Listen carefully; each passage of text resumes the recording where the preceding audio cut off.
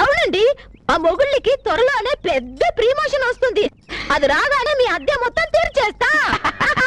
పెద్ద ప్రమోషన్ అయితే పైకి పోతారమ్మా, నా బాకీ ఎలా తీరుస్తారు? అబ్బే, ప్రమోషన్ కాదండి, ప్రమోషన్. మా హస్బెండ్స్ ట్రైనింగ్ అని బెంగళూరుకి వెళ్లారు. ట్రైనింగ్ పూర్తవగానే ప్రమోషన్ వస్తుంది, జీతాలు పెరుగుతాయి, మీ బాకీలన్నీ తీర్చేస్తాం.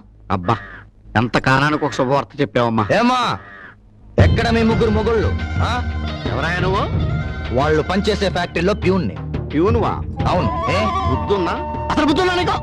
వాళ్ళకి ప్రమోషన్ వచ్చి ట్రైనింగ్ అవ్వడానికి బెంగళూరు వెళ్ళారు కదా, అదే కంపెనీలో పనిచేస్తున్నానంటున్నావు. ఆ సంగతి తెలవకుండా ఎలా పనిచేస్తున్నావు? ఎలా వెళ్ళేస్తావు? ఏంటి గొంతు చించుకుంటున్నావు? కత్తి తీసేనంటే కుత్తుకు కట్ అయిపోద్ది. కట్టా? అవును, లాజికేగా. ఆ ముగ్గురిని ఉద్యోగాల్లోంచి పీకేసి మెడబట్టి బయటికి గెంటేశారు. ఇంకా ట్రైనింగ్ ఏంటి ట్రైనింగ్? ఉద్యోగాల్లోంచి పీకేశారా? ఏంటమ్మా ఇది? ఏంటండి మీరు అనేది? అవునమ్మా, ఓనర్ తో గొడవ పడితే ఏం చేస్తారు? మెడబట్టి గెంటేస్తాడు. చూడండమ్మా, మీ వాళ్ళు ఊరి నుంచి రాగానే నన్ను ఒకసారి వచ్చి కలవమనండి. ఉత్తి చేతులతో వస్తారేమో. నా మొత్తం బాకీ 20,000 తెచ్చిమని చెప్పండి. బాకీ 20,000? కాదు, ఒక్కొక్కరు 20,000, అంటే మొత్తం 60,000. ఏడాది క్రితం ఇదిగో ఈ బళ్ళు కొనడానికి 10,000 తీసుకున్నారు. ఈ మధ్యన దీపావళి పండక్కని 10,000 తీసుకున్నారు.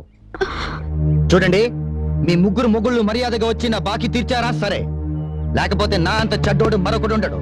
జాగ్రత్త. ఓయ్, నీ బ్రెయిన్ నీ తల్లో ఉందా మోకాల్లో ఉందా?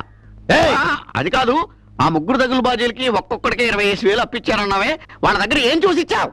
నేను వాళ్ళు చేస్తున్న ఉద్యోగాల్ని చూసి అప్పివ్వలేదు, వాళ్ళ సొంత ఇళ్ళని చూసి అప్పిచ్చాను. లాజికేగా? లాజిక్ లేదు, ఎందుకంటే ఆ అడుగు తినే వాళ్ళకి సొంత ఇల్లు లేవు కాబట్టి. ఈ ఇల్లు వాళ్ళవేగా? అవునయ్యా, ఈ 3 ఇళ్ళు అమ్మైనా సరే నా అప్పు తీర్చేస్తామన్నా. ఎవడిల్లు ఎవడరా అమ్మేది? ఇది నా ఇల్లు. పిలిచినా రానంటావా, కలుసుకోలేనంటావా, నలుగురు ఉన్నారంటావా, చిలిపిగా చెంతకు రాలేవా?